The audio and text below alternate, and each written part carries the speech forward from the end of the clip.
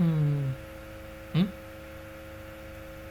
Hah, mata no Porika.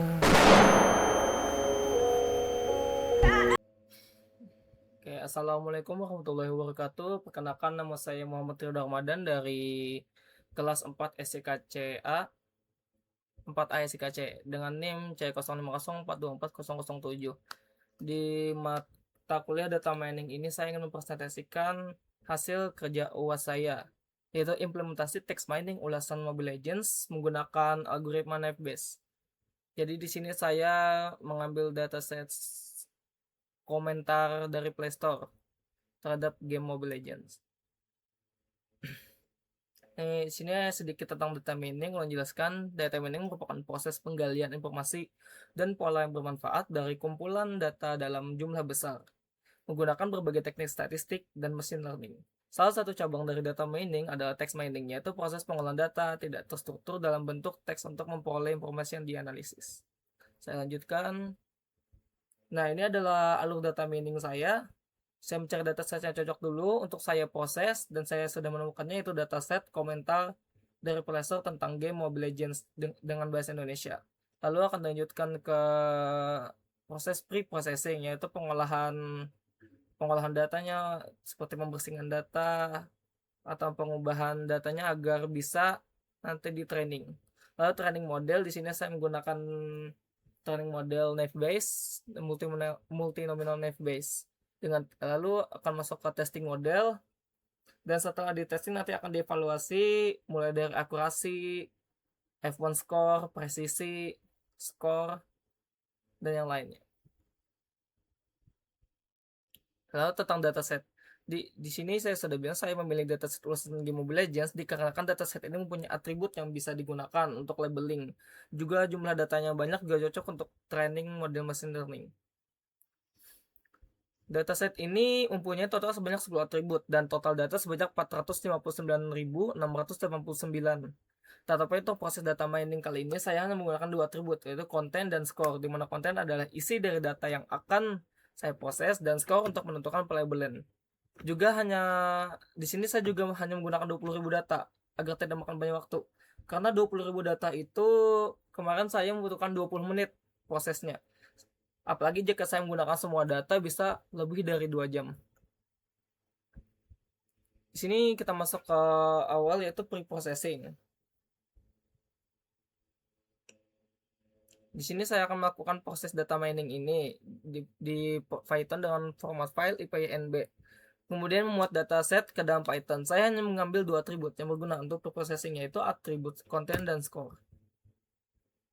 Nah, di sini sebelum saya proses, saya akan mengimport semua library sekaligus yang diperlukan untuk pre-processing, training model, evaluasi. Di sini bisa Ibu lihat, di sini ada Pandas, ada RE, ada NLTK, Sastrawi, Scalar, TQDM itu saya buat untuk visual prosesnya supaya supaya kita tahu prosesnya sudah sampai mana. So, Matplotlib dan Seaborn.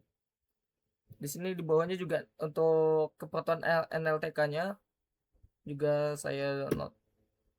Selanjutnya, nah seperti saya bilang, di sini saya akan menunjukkan 20.000 data karena terlalu banyak jika saya menggunakan semua data yang ada pada dataset ini. Lalu masuk ke bagian pengecekan dan penghapusan missing value. Di sini terlihat saya hapus df sama dengan df dot drop. Nah, berarti drop yang kosong. Lalu dicek dan tidak ada lagi missing value yang terdeteksi. Masuk ke di sini setelah pengecekan missing value, lalu masuk ke proses cleaning untuk menghapus URL, emoji, angka, simbol, dan karakter yang tidak diperlukan. Seperti yang Ibu lihat, misalnya di sini di field 2 ya.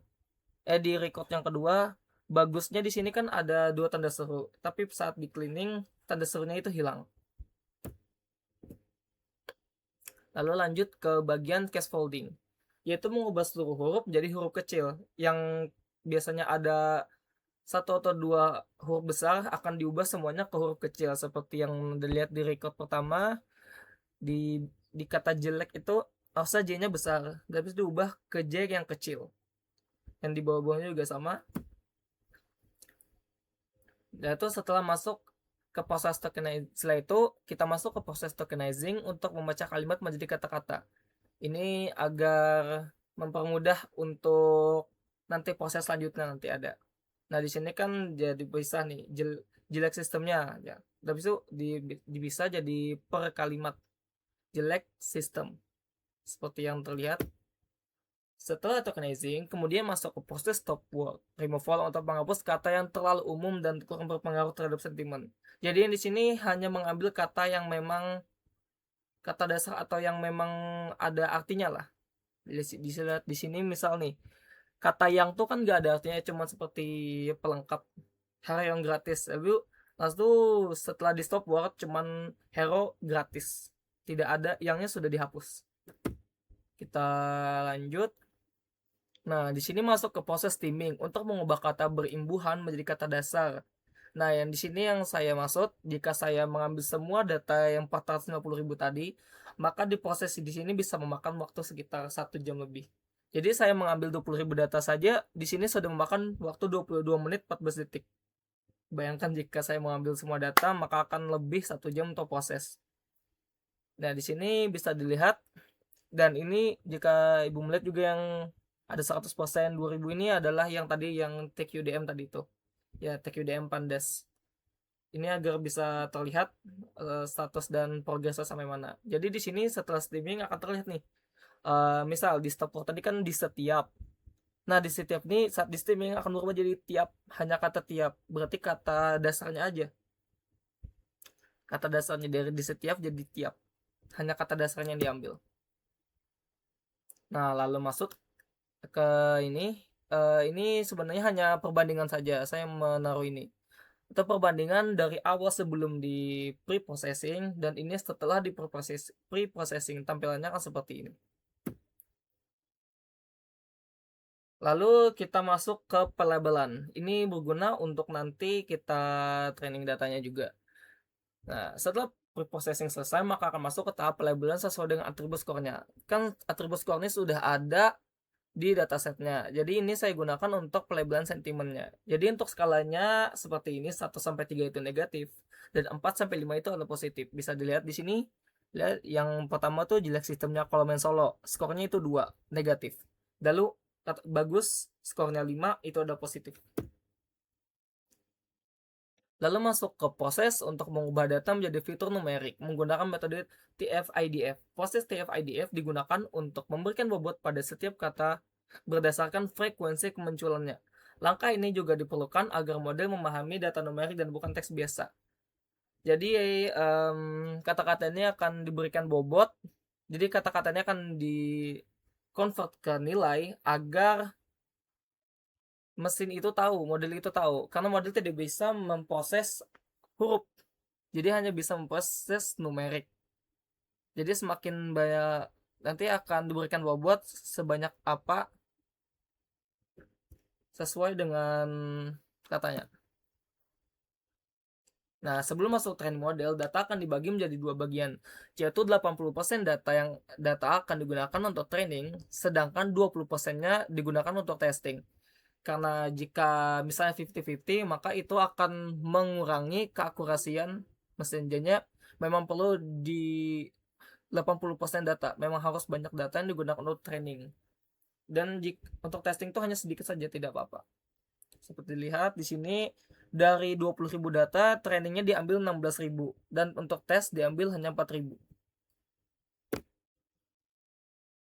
Nah, di sini setelah proses perubahan data menjadi numerik di TF-IDF dan data dibagi lalu masuk ke training model menggunakan algoritma Naive Bayes. Saya menggunakan ini karena Naive Bayes ini sangat simpel dan sangat tidak serumit algoritma lain lah. Dan juga saya memilih Naive Bayes ini karena cocok untuk klasifikasi teks, memiliki proses komputasi yang cepat, bekerja dengan baik pada hasil TF-IDF. Nah, ini adalah rumus singkat dari Naive Bayes dan untuk ini saya pakai dengan rumus untuk klasifikasi tes yang digunakan untuk saat ini. Nah, ini adalah Naive Bayes dan Python. Saya menggunakan model multinominal Naive Bayes. Ini dibiarkan default saja.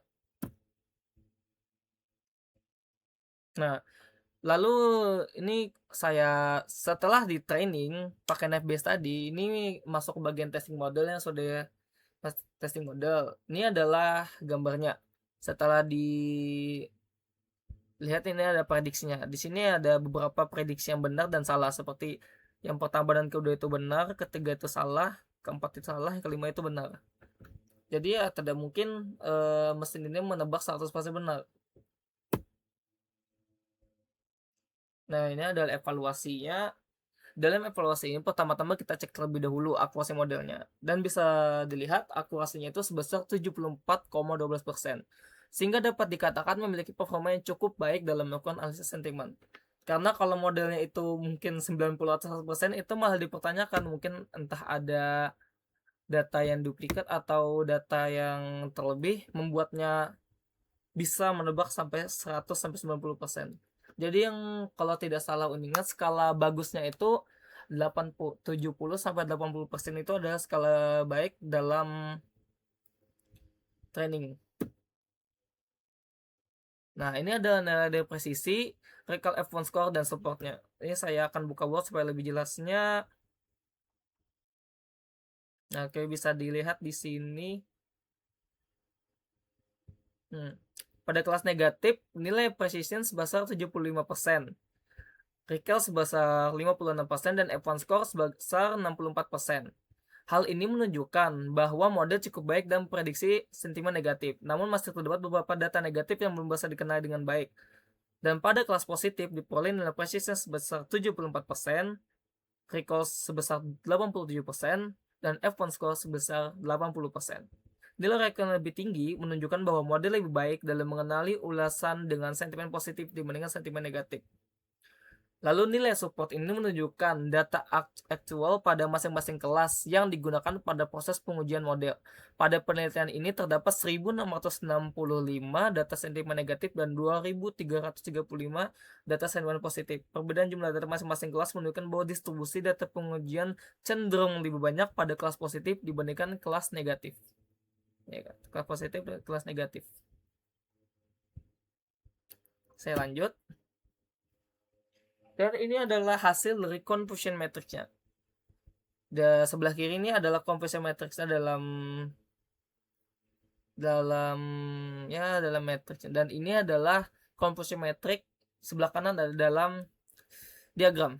Di sini jika dilihat lagi, saya lihat lagi di Word-nya, ini berdasarkan confusion matrix diperoleh nilai 939,726 dan 309,2026.